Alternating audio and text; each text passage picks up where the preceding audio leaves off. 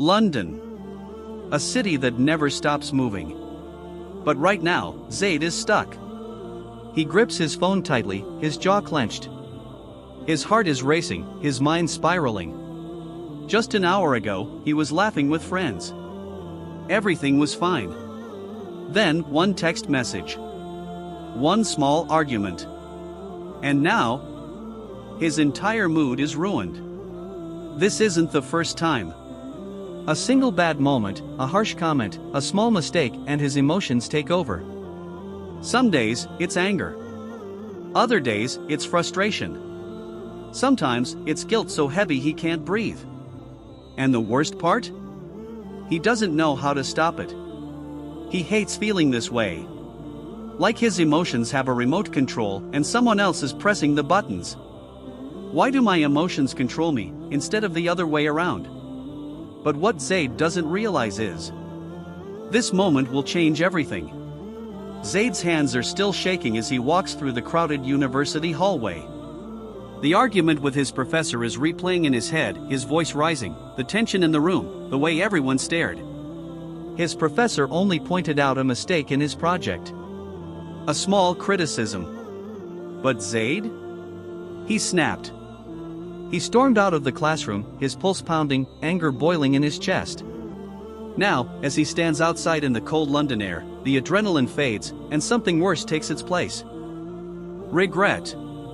Why do I always overreact? He knows this feeling too well. It happens every time his emotions explode, and minutes later, he wishes he could take it all back. It's not just anger. Sometimes, it's anxiety over things that haven't even happened yet. Sometimes, it's overthinking a single sentence someone said to him. Sometimes, it's drowning in self-doubt, unable to move forward. And for the first time, Zaid asks himself, is this how I'm going to live the rest of my life? Something needs to change.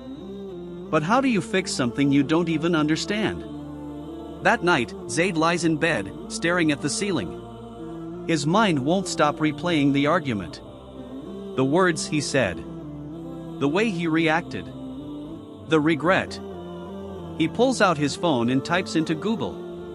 Why do I overreact so much? A term pops up, emotional intelligence, EI. He starts reading. The ability to control emotions instead of being controlled by them. It makes sense. But then, something catches his eye. Controlling emotions doesn't mean suppressing them. It means understanding them. Using them. Islam has been teaching this for centuries. The Prophet Muhammad said, "The strong man is not the one who wrestles others, but the one who controls himself in anger." Bukhari. Zaid exhales. All this time, he thought his emotions were the enemy. But maybe, they were just tools he never learned how to use. And now, he has a choice. Stay the same. Or finally learn how to take control. For the first time in his life, Zaid wants to understand his emotions rather than run from them. He reads deeper. 6 key steps to mastering emotional intelligence. Step 1, self-awareness. Zaid realizes he's been living on autopilot, reacting instead of understanding. Next time he gets angry, he stops. What exactly am I feeling? Why? Step 2, self-regulation. Before, emotions controlled him. Now, he pauses before reacting. The Prophet taught, if one of you is angry, let him remain silent. Ahmad. Silence becomes his weapon. Step 3, motivation. Zaid sees emotions differently now. They aren't weaknesses, they are energy. Fear can push him to prepare. Frustration can push him to improve. Step 4, empathy. He starts listening instead of assuming. Understanding people before reacting. Maybe that professor wasn't criticizing me, maybe he was just trying to help. Step 5, social skills. He learns how to express emotions without hurting others. Instead of saying you're wrong, he says I see it differently. Step 6, spiritual control. True emotional mastery isn't just psychology, it's soul work.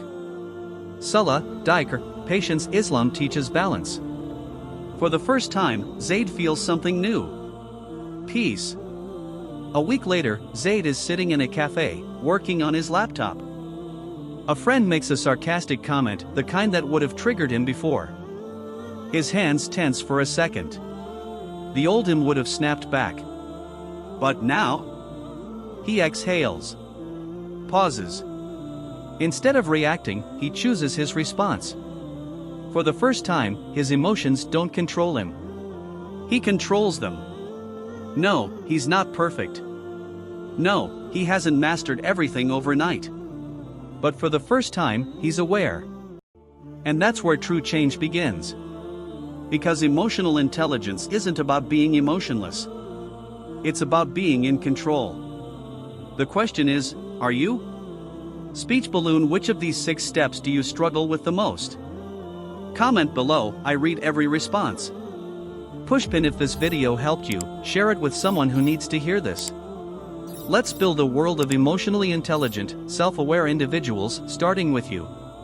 Loudspeaker, and if you want more life-changing content like this, don't forget to hit that subscribe button.